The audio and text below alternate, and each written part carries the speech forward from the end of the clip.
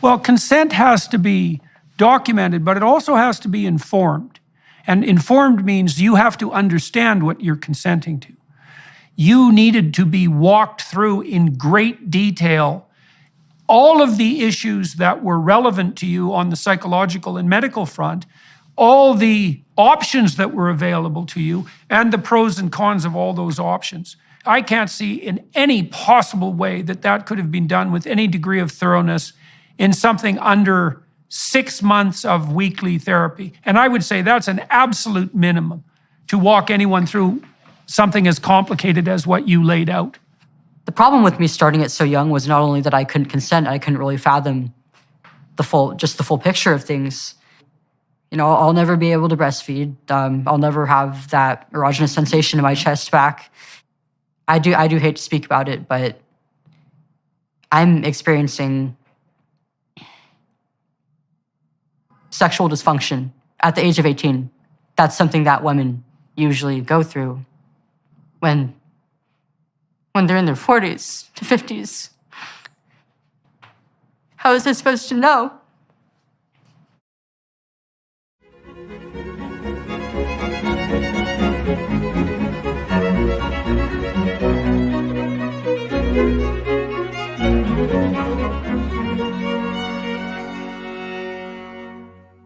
Hello, everyone watching and listening on YouTube and on the Daily Wire platform, Associated Podcasts. We have a rough one today, so buckle up. I'm speaking with Chloe Cole, an 18-year-old so-called detransitioner from the Central Valley of California. She started her transition at 12 years old, puberty blockers and testosterone at 13, and had a double mastectomy at 15 years old. She is now a strong advocate against gender ideology and seeks legally to hold those propelling it forward accountable. Hello, Chloe. Merry Christmas. Merry Christmas. Thanks for agreeing to talk to me today and to everybody who's watching and listening. You've been through quite a complicated experience, to say the least, for the last 5 or 6 years. And you've decided in recent months to go public with your story and also to initiate some legal proceedings against the medical professionals who, what would you say, aided you in your exciting journey. And so do you want to tell us the situation you're in now and tell us about what's happened to you since you emerged from childhood?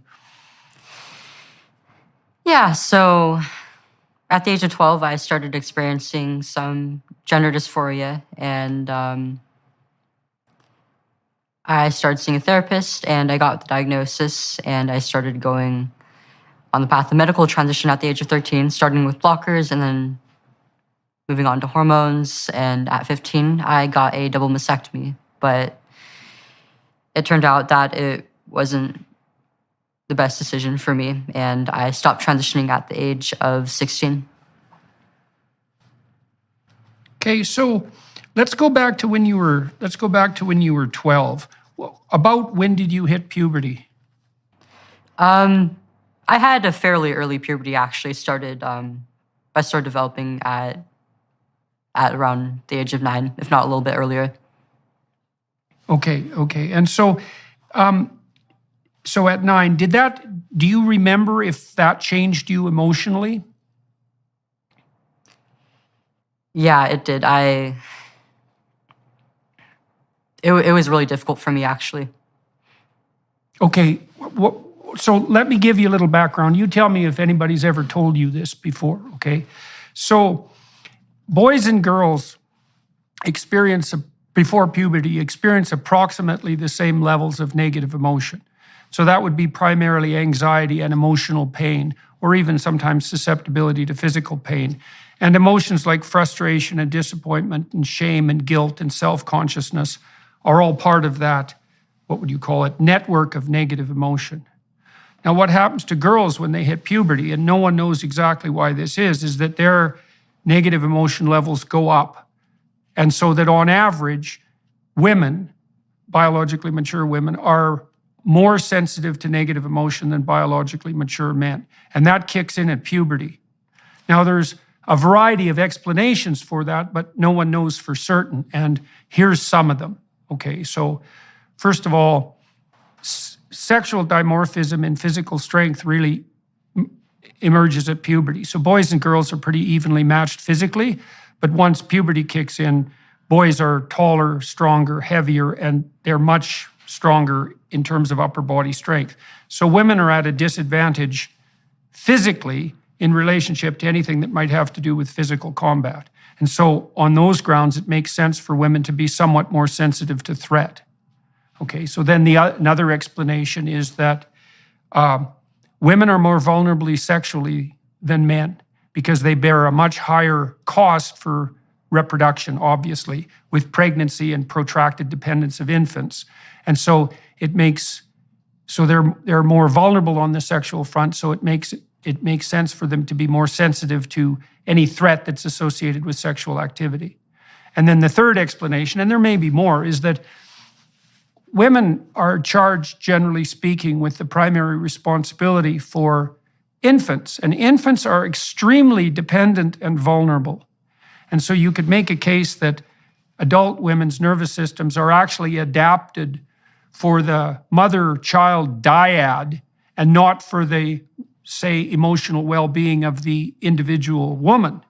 And a woman needs to be threat sensitive because she's going to be taking care of infants and extremely dependent children, and it makes sense for her to be more cognizant of threats as a consequence, even though the negative consequence of that for women and all of this is that women are much more likely to suffer from depression and anxiety than men.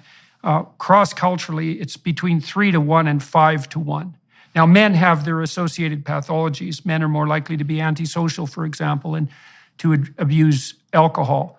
But women predominate on the negative emotion side. And then I would say that's exacerbated, if you hit puberty early, because you have to deal with these complexities of physiological transformation at a very young age. And so that's a difficult thing to handle emotionally. And then there's the additional consequence of whatever hormonal turbulence might emerge as a consequence of the onset of puberty. So it's very common for young women to experience high levels of negative emotion and for those emotions to be focused on their body. Because another thing that's characteristic of female negative emotion is that the self-consciousness associated with that tends to focus very particularly on body shame and self-consciousness. And that might be because women are evaluated more rigorously on the basis of their physical appearance than men. Men are evaluated more harshly, sexually, let's say, on the performance side, with regard to socioeconomic status and so forth. But women are definitely evaluated more harshly by men and by each other in terms of their physical attractiveness. So that makes quite a complicated situation for girls who are making the transition into puberty. And a lot of them are depressed and anxious and develop an intense focus on their body. So I don't know how much of that was explained to you by your therapists or the medical professionals, but that's all well documented psychological and medical information.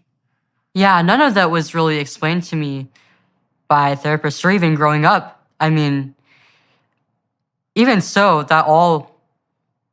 every single part of what you said actually played a role in a lot of my childhood distress and my transition and eventually my detransition, actually. Growing up, I was a bit of a tomboy and also on the spectrum. And I didn't know this until I was diagnosed just last year, but it did play a role in my socialization and my difficulty getting along with other girls growing up. And I found that I fit in more with the boys. And when I hit puberty, it was a bit earlier than most of my peers, and I got taller than them. And oh yeah, I could keep up with the boys then, and I had a lot of pride in that. But as the years went on, they started to get taller than me and outmatch me physically, and this did bring on a bit of distress for me. And as I got older, socialization began to become more sex-oriented, and I found it even harder to fit in with girls my age. But at the same time, I was also starting to notice there's a divide between me and boys in several ways. And there was a lot of loneliness for me, because on one hand, I didn't really feel like I was one of the girls, but on the other hand, I was losing my connection with some of my friends who I was close with and really cared about. And I also had some body image issues growing up as well. I often talk about how social media played a role in it, but really it started from a very young age, actually. I mean, I was born into a very image-oriented, very sex-oriented society. And, before I hit puberty, I was looking forward to having a developed body and eventually growing breasts. And, once I hit puberty,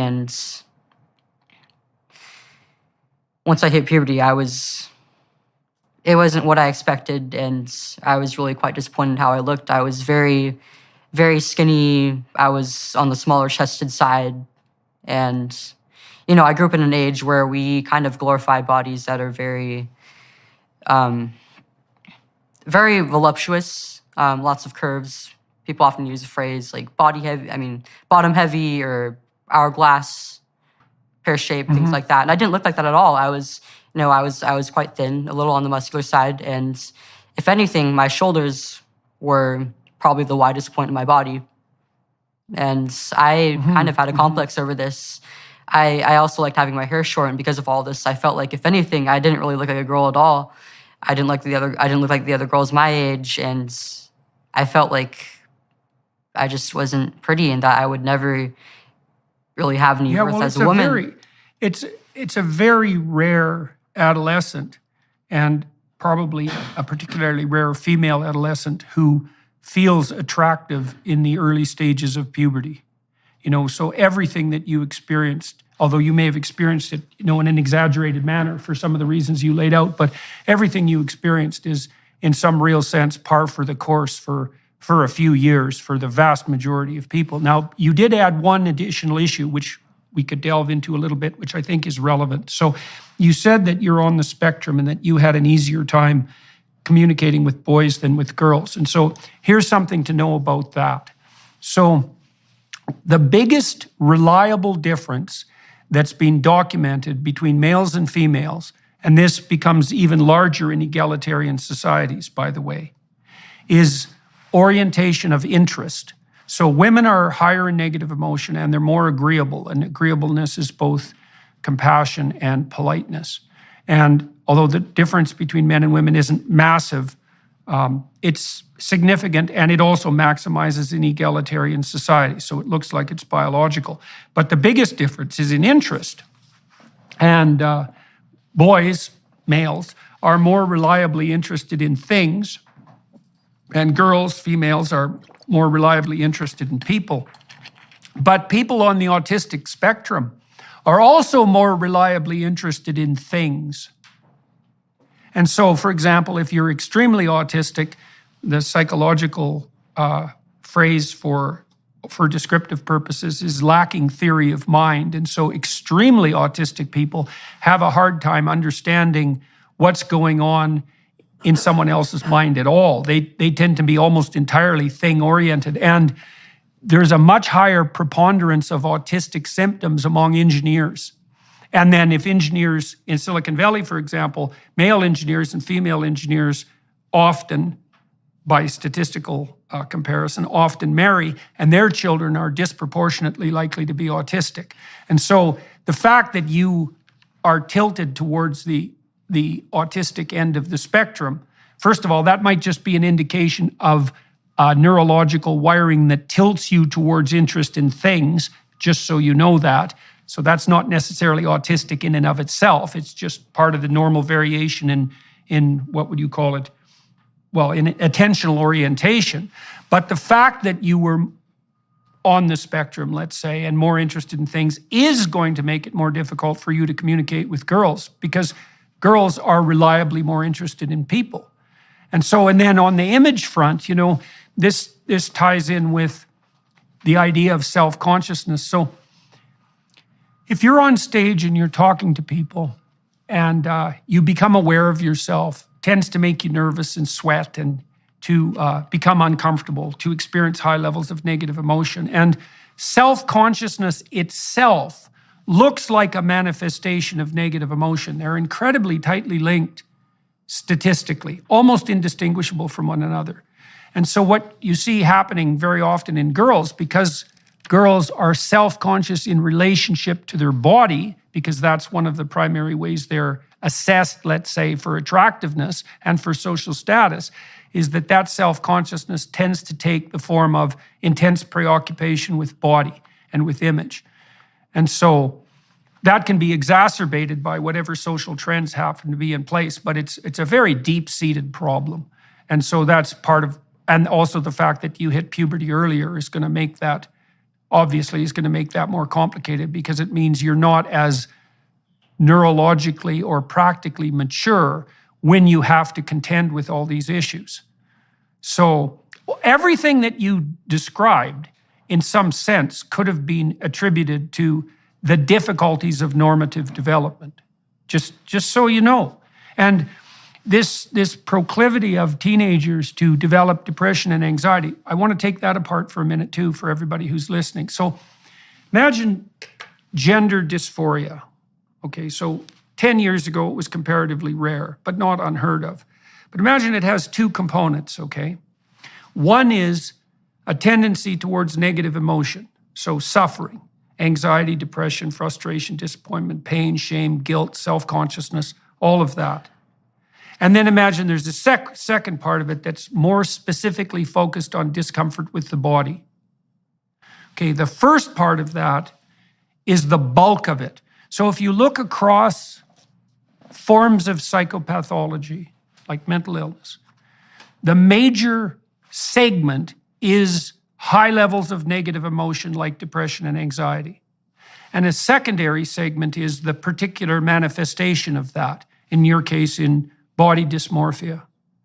And so, and then the claims that uninformed mental health professionals make that you're at elevated risk for suicide if you're gender dysphoric is erroneous, because the elevated risk for suicide is actually a consequence of the general proclivity for depression and anxiety, and not a specific consequence of the gender dysphoria, or at least that's only a small subcomponent of it.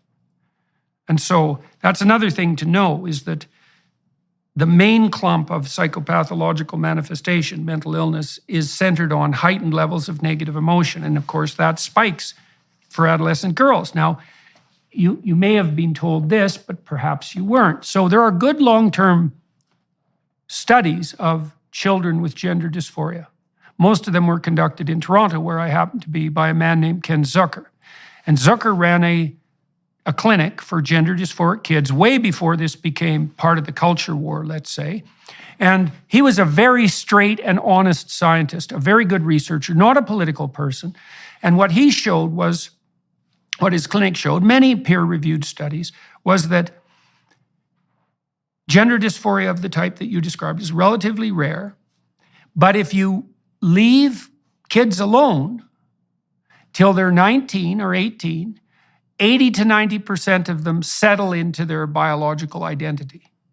Although about 80% of them are also homosexual in their orientation. And so the pathway for him, before this was all politicized, was you'd have a child who was gender nonconforming temperamentally, somewhat like you were. You didn't have a pattern of female interests, let's say. And then prone to depression and anxiety, and then that combination would produce this gender dysphoria, and that would become quite intense around the dawn of puberty. But if you just backed the hell off and waited, those kids would settle into their body, but generally adopt a homosexual orientation. And so that was, as far as I could tell, that was the best research. Now, Zucker got slaughtered for this once it became politicized. He lost his job. He was pilloried by the Toronto Star, the newspaper here. He won a lawsuit against them just a couple of years ago, but they demolished his career. And his guideline medically was, don't do any harm, right? Back the hell off. You can provide these kids with support and you can walk them through their emotional problems, but you should certainly not rush into anything more dramatic. Now, you said You started therapy when you were 12. What were you told about what was plaguing you? I think before I get into that, there's some things that I should bring up before that. I mentioned that I did have a late diagnosis for autism, and this is because in preschool and my elementary school years, my teachers often told my parents actually that I had some symptoms indicative of autism, and they suggested that they get me diagnosed. But when they brought me to my doctor as a kid, they were told, oh, she's too smart to be autistic. She's too socially developed to be autistic. And so I kind of missed the best opportunity window, the best ages, I guess you would say, to get the diagnosis. It wasn't until after I stopped transitioning that I got the diagnosis, actually. Okay. And I find that played a stronger role in the development of my gender dysphoria than my sexual orientation did, because I'm mostly heterosexual. I'm mostly attracted to men, and I mean, I do have like a very marginal attraction to other women, but it's mostly sexual in nature. I don't really have any emotional attraction to them, and it's not something that I really ever care about, because I mean, it's not like I do want to have a family one day. I do want to have children, and I can't really do that naturally with a woman. So I just don't really see a point in it. Yeah, well, there is some evidence, by the way, too. And I would say this evidence is less compelling, but I think it's worth contemplating, is that the distribution of sexual attraction in men looks like it's more bimodal than it is in women. And so there seem to be homosexual men and heterosexual men and not much in between. But on the female side, there's some evidence that women are more broadly attracted to what, obviously most women are heterosexual in their orientation, but a higher proportion of women report a co-attraction to other women than men who report a co-attraction to other men. And so why that is, again, isn't exactly obvious, and I wouldn't say that research is incontrovertible, but it's also worth knowing, because one of the things that young women who are confused about their sexual identity and their body might be wondering is, well, now and then I feel an attraction to another girl. What does that mean? Does that mean that I'm not, female in my essence, not female physiologically, I'm not female psychologically? And I would say, no, it doesn't mean that at all. It's pretty damn common. It might even be the norm. And I think most women would, when pushed, would make the same statement that you just made about their relative sexual attraction. So that's a good thing to know too. Okay, so back when you were 12, so you were diagnosed a little bit with autism when you were young, but you were told by your medical professionals that you were too intelligent for that diagnosis to be relevant. Yes. And so, well, part of that's this distinction, right? It's complicated, because what symptoms did you have of autism when you were a kid? It was mainly social and emotional. I was very prone to emotional outbursts, and mainly getting along with and maintaining friendships. And also, I did also have some sensory difficulties, like with certain textures of fabrics or certain smells, certain foods I wouldn't eat. So, okay, so it was mostly in the social realm. And what about your language development? Was it normal? Do you know? I was advanced, actually. I had taught myself to read and write, and I was further ahead of my peers in that area. Okay, because you'd be a complicated case to assess as a child, given your retrospective report, because another one of the stellar, what would you say, cardinal characteristics of autism is delayed language development. And so that might have been partly what the physicians were referring to when they said, that you were too smart to be autistic. But then it's also difficult to parse apart the fact that it is a distribution, and the mere fact that you had difficulties in social communication. And were you interested in things? Yeah. Were you interested in building? You were. What about mathematically? What do we mean by that? Are you interested in are you interested in mathematics, or are you more literary in your orientation? Definitely more literary, and I'm also a bit of an artist. I've always liked drawing from a pretty young age, as far back as I can remember. And so what do you do on the hobby side? Like if you're just left to your own devices, what kind of activities would you engage in? Usually either illustration or video games. And so would you regard yourself as a creative person? Yeah. Okay, see, that's relevant too, because so creativity is associated with this personality trait, openness. And open people have pretty mutable identities. It's sort of the hallmark of being creative, right? Is a creative person isn't that stable in their identity. And I don't mean in the negative emotion sense. I mean, they can be one person or another. They're changing. That mutability is part of being creative. And so in your situation, if you had social difficulties, if you had high levels of negative emotion, if you were characterized by bodily self-consciousness and you were creative, then you're a pretty good candidate for the idea that your gender might not be properly aligned with your physiology. You know, you've got all the risk factors, so to speak, that would put someone in that category. Okay, so when you were 12, you started therapy, and why was that, and what happened? So I was about 11 when I got my first phone, and I started using social media. The main platform I would use was Instagram, so very image-oriented. Very image-oriented. Right, And right. It further reinforced and worsened my body image issues. And I was just force-fed a lot of content that was just very difficult to take in. Okay, so tell me about that in some detail. So you're using Instagram. It's a very image-oriented platform. And you said that was really hard on you. You alluded to the fact that you were looking at socially approved images of women, let's say voluptuous women, and you were drawing a negative conclusion in relationship to yourself. And so exactly how did that play out day to day? I started comparing myself a lot to like my family and the other girls around me.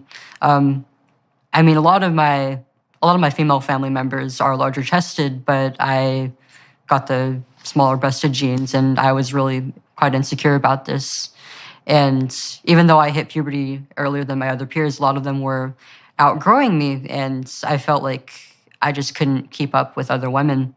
And also, in a lot of my conversations, or like the conversations I would overhear between other girls and women, they often spoke very negatively of being a woman in general, like about how difficult puberty is and periods and how scary it is to be pregnant and then give birth and then have all these expectations placed on you as a mother and then start aging, start having these bodily changes and then eventually go through menopause. And it was all painted in a very negative light.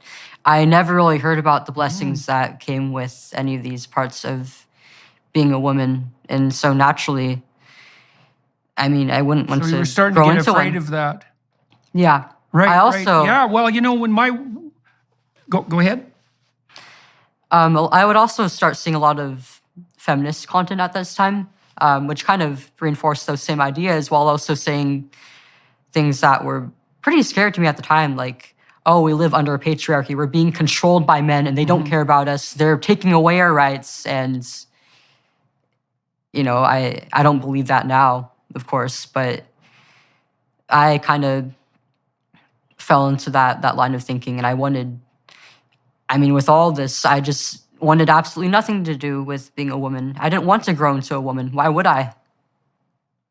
Okay, so two things were happening to you. You said, on the one hand, individually, you were suffering from the consequences of your felt inadequacy in relationship to these more voluptuous and like clearly, markedly feminine women in relationship to their physiology. And so you felt that that wasn't a domain that you could necessarily compete in. And then also at the same time, you were being exposed to social and educational material that suggested to you that not only was this a game that you couldn't play very well, let's say, in terms of your physical appearance or maybe your temperament, but also that even if you did play it well, it wasn't necessarily a game worth winning, that there wasn't anything positive on the female front. You know, when my wife was pregnant with our kids, one of the things that really struck me, and I never really forgot it, was that so many people would tell her horror stories about pregnancy, sometimes their own or sometimes the pregnancy of other people that, that they had known, and really do what they could to terrify her. And that always used to irritate me because my wife actually really enjoyed being pregnant. I mean, my daughter got quite ill when she was pregnant, so I know there's a huge variation there. I saw that with my clinical clients, but it's not like there's nothing positive about being female. There's plenty of positive about it, but it's easy to fall into a situation where all you hear is that, well, it's oppression, it's suffering, it's vulnerability, it's victimization. There's nothing about it that's positive at all. And, I think part of that's a consequence of the higher levels of negative emotion, right? A necessary consequence of that, because women are more susceptible to threat and punishment. But that doesn't seem really to have all that much to do in any real sense with women's actual place in the social hierarchy. And the reason I say that is because, you see, as I mentioned earlier, there are societies that have become more egalitarian, and so where women clearly have far more opportunity on the socioeconomic front than they've ever had in the past. And those countries, the countries that have gone farthest down that route, are probably the Scandinavian countries.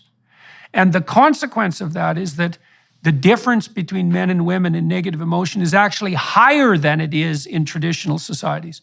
Women have higher levels of negative emotion in Scandinavia than they do in more traditional societies. And so it doesn't look like the higher levels of negative emotion that are characteristic of femininity are a consequence, let's say, of patriarchal oppression. So there's no evidence to support that hypothesis at all, as far as I can tell. I mean, obviously there are individual women who are in abusive relationships and who are genuinely being victimized by, psychopaths and sadists. But as a sociological explanation, doesn't seem to hold water. In fact, quite the contrary is true. In any case, you were worried about how you could compete physically. And that's sad too, because men are actually much less choosy, so to speak, than women are when it comes to evaluating physical attractiveness. So for example, virtually every woman can find a sexual partner, and usually very quickly. It's certainly not true for men.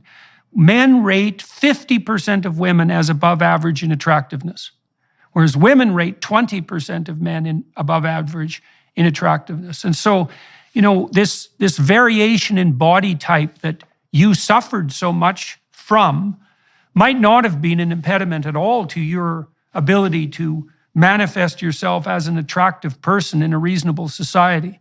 I can understand, because Instagram is a very heavy image-laden platform, and I can understand why you might have been under a misapprehension. But one of the things that a therapist might have done for you is to help you explore the full range of, say, body types that are classified as attractive, and to show you that, it's not, you don't have to be J-Lo to be attractive. And that's definitely the case. And then there's multiple dimensions to attractiveness too that aren't only body focused as well. Men do evaluate women on the basis of their physical attractiveness, but that's not the only dimension of evaluation. There's more to the story than that by a lot. So you fell into Instagram, and you also started to become susceptible to this, what would you say, negative propagandization about the female role. So you couldn't see anything positive in that for you, eh? Yeah, and a lot of these feminists would kind of downplay, I guess you could say, like the traditional role of a woman and the importance of motherhood, or even just fulfilling a maternal role. I didn't really value that a lot growing up because I was the youngest of 5 kids, and I never really had to take care of anybody. I didn't really know what that felt like. And so I never really thought that I wanted to have kids until a few years later. After I stopped transitioning, actually, I realized that I did have a maternal instinct, and I really did want to be a mother and have blood children. And that was an instinct that wasn't really fostered or wasn't really allowed to grow at all because I was playing the role of a boy and also taking testosterone on top of that. But at roughly the same time that I started using social media, I started seeing feminist content and just the hell that is Instagram. I would also see a lot of like LGBT focused content. And a lot of it was like teenagers and young adults who identified as transgender or non-binary, and it was primarily young women. And I would often see a lot of them had the same struggles with as I did socially, and many of them weren't exactly the closest with their families. And I would see them go from struggling to changing their expression and then eventually becoming more accepted by their families. And it seemed like people really supported them and had their backs, and that they had this sense of community around them. And that was something that really touched me because I didn't really realize it at the time, but that was something that I wish that I had. Okay, so you wish that you had what? Do you mean a peer community? Like when you were feeling lonesome and isolated, what is it that you were lacking and what is it that you were wishing for? I think mainly I really wish that I had friends around me who I knew I could depend on and would. Okay, did you have any friends at that period? Did you have any friends at that period of time? I did, but I wouldn't say that I was particularly close to them or that I had very many at school. I mean, I didn't really fit in in middle school. I didn't have a whole lot of friends, and I found that there was kind of a favoritism amongst students by staff, and I was like a new kid, and I wasn't like really involved in any sports or clubs or activities or anything like that, and I was kind of a difficult student, and I found that I was being bullied by both students and staff. Right. Okay, and I also wasn't. I wasn't like being abused by my family or anything, but I just wasn't very close to anybody really. I mean, my siblings are all older than me. There's about like a 7-year age gap between me and the rest of them. And I mean, from a young age, they got older. They started like hitting puberty and becoming teenagers, and they didn't always want to be around me. They wanted to do their own thing. So. Okay, so you're having difficulties on the body image front, and that's exacerbated by your temperament and by early puberty, let's say. You're not as popular with your peers as you might be. You're somewhat isolated in relationship to your siblings because they're older than you. You're having a bit of a difficult time socially in middle school. And now you're seeing on Instagram the emergence of this explanation for your problems that's generated by people who sound like they have the same issues that you do. And what you see is that when they adopt this new non or gender fluid identity, that, well, what do you see? What happens when they have a community all of a sudden, people are supportive of them? Like, why did that become attractive to you? I think I saw the similarities between me and them in a lot of ways. And I mean, when I was younger, I was often compared to a boy, and I liked hearing things like, "Oh, you're being such a boy," or "Wow, you're such a boy," from like my older sister and mom and stuff. It just made me, I don't know, I didn't really know why at the time, but it just made me proud to hear things like that. I guess it just felt like kind of an achievement because, I didn't particularly like other girls, and I didn't really like the fact that I was a girl either. And especially as I got older, I really wanted a way out. And when I started seeing this content, it taught me that there was, and that I didn't have to be a woman. We'll be back in one moment. First, we wanted to give you a sneak peek at Jordan's new series, Exodus.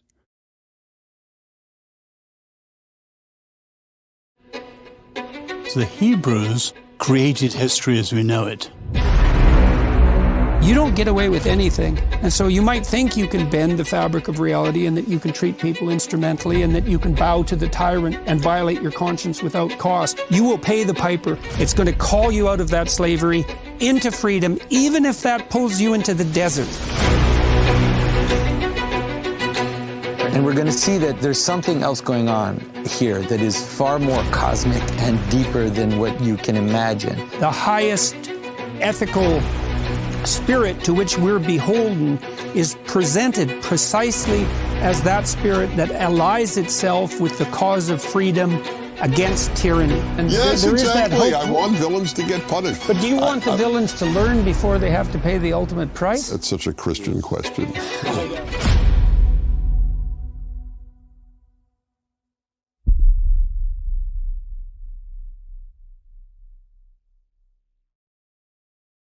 Right. Well, there is something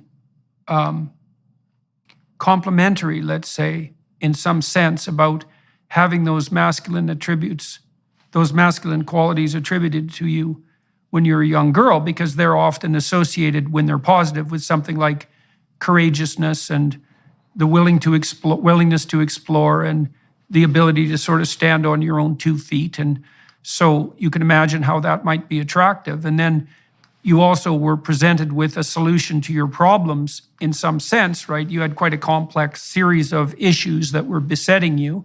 And all of a sudden there's a pathway forward. And the pathway forward is something like, and correct me if I'm wrong, I do not want to put words in your mouth, is that, well, you have a non-standard gender identity, let's say, and that means maybe you're born in the wrong body, something like that. Now, it's interesting in your case because, you actually, your basic core fantasy was that you wanted to be a fully developed and, let's say, voluptuous woman. I mean, so that was really driving this, but if, from what I understand, but you were worried that wouldn't happen, and then you started to become concerned about the adoption of a female identity, and then there was this alternative pathway that was laid forward before you. What was happening to you in therapy at this time? Was all this making itself manifest while you were in therapy, and what role was your therapist playing in this? Yeah, so at around the age of 12, I decided that I wasn't actually a girl after some period of time questioning my sexuality and then eventually my gender identity. I switched between labels before I finally settled on, I think I'm just actually a boy. And I started cutting my hair shorter gradually, wearing more boys' clothing, and I came out to my older sister, some friends that I was closer to, and at school, and some people online as well. And then after a few months, I decided that I wanted to tell my parents about this and also start the path of medical transition. And so I wrote a letter explaining to them that I wanted to be their son and that I wanted them to refer to me by a new name. And they were beyond shocked. I don't really know how, as a parent, you could expect to hear something like this. And I knew at the time even that it would be pretty shocking to them. And so I wanted to allow them some time to think it over and think of their response. I was also scared of how they would react, so that was why I wrote a letter instead of bringing it up to them face to face. They wanted to support me, but they weren't exactly sure of what they should do. And so they wanted to seek the help of somebody who maybe an expert in this who was more knowledgeable in this, and they thought of it as like a psychological issue, and they wanted to get to the root of it, and so they sent me to a therapist. And do you remember what specialization was your therapist? Did you see a psychologist or a psychiatrist, a social worker? Do you know? Do you remember? I don't remember his title. I think he was just a generic pediatric therapist. And the first one I saw actually wasn't very thorough. He didn't even give me a diagnosis, I don't think. He didn't really go into the reasons why I was feeling this way. It was just kind of like, oh, so you're a boy, okay. And then he just never really went into anything, which was a problem. So let me tell you for a second what should have happened, okay? Just so you know, and so that everybody listening knows. So when somebody comes to see you as a therapist, you kind of have three questions that are paramount. The first question is, well, why is this person here? And you don't know. Now, what you assume is something like, well, this person is suffering and confused for some reason to the point where that's become unbearable enough that they want to seek outside help. And that's not trivial, because people generally don't seek outside help unless they're pretty desperate. So the first question is, well, this person is suffering, why? And then the next question is, well, is that something, it goes along with why, is that something that's intrinsic to them? So is there something wrong with them, say, in relationship to a mental illness or a physical illness? Or is there something about their situation that would make anybody miserable if they were in the same situation? And then the third thing is, well, having sorted out that the person is miserable and why they're miserable, what could be done about it? And all of that should be open for discussion, right? So if you came to see me as a therapist, the first thing I would do is kind of what I'm doing in this interview today, is I'd try to figure out, well, what exactly is going on with you? And you see, that's different than affirming your identity, right? Because you could come to me as a client and say, well, I think I'm a boy. And the proper response for me as a therapist is, okay, well, you've said that, and I want to find out why that is, but I'm not going to take that as gospel. I'm going to find out, because we're trying to solve a complicated problem here, which is, well, you're suffering, and it isn't exactly obvious why. In fact, it's not obvious at all. And it's not up to me as a therapist to leap to a conclusion. It's up to me to talk to you, and maybe for hundreds of hours, to find out exactly what it is that's going on. Because I found out already, look, your initial fantasy was that you wanted to be female, but you felt that in some ways your body was failing you on that front. And then you and then you found out that being a female wasn't, maybe had some downsides and maybe all downsides. And so then you were looking for an alternative, and you found one that also explained some of the difficulties you were having socially. That's what you've told me so far. Okay, but that doesn't mean we know what to do about it yet, right? We've laid out the problem landscape, but the logical conclusion of that isn't you're a boy and you should go on puberty blockers and then move towards surgery, right? We're nowhere near that. We're dozens of hours or hundreds of hours away from any decision like that. And so that's what should have happened to you when you went for therapy. You should have had the time to lay out the whole problem, and then to have the space to explore this really deeply so that you could come to terms with what it was that how you needed to move forward. Okay, so you said that, as far as I can tell so far, you said your therapist accepted the idea that you should be a boy pretty damn rapidly. I should also point out to everyone who's listening, that's actually now mandatory by law. So in many jurisdictions. So now, because of standards of gender affirming care, therapists are required, if you say something like you're a girl, you say something like, well, I'm a boy, the therapist is now required to agree with you on pain of license loss. So beware, everyone listening and watching, because that's now the law in many places. And so to me, that's the end of psychotherapy, because all psychotherapy is a questioning approach fundamentally, to find out what the problem is and then to try to work towards, well, first of all, non-harmful solutions. So I would have, with you, for example, I would have explored some of the realm of alternative forms of beauty. That would have been a nice thing to walk you through to some degree, so you could see more of what the range was of acceptable and admirable physiological types. Because that, I don't know for sure that we would have done that, but we might have, because that would have been good for you to get a broader picture of attractiveness, right? And then also to tell you about the fact that a lot of the misery that you were experiencing was, well, par for the course for females at puberty, but also exacerbated by your temperamental proclivities.